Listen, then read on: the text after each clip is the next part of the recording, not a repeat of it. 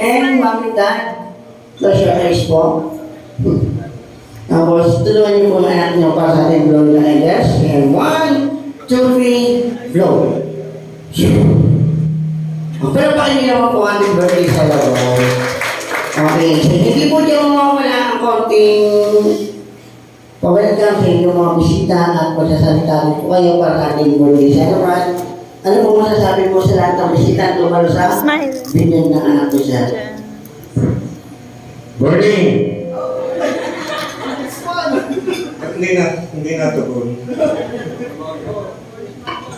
So, on behalf of Mrs. Sumanga, siyempre,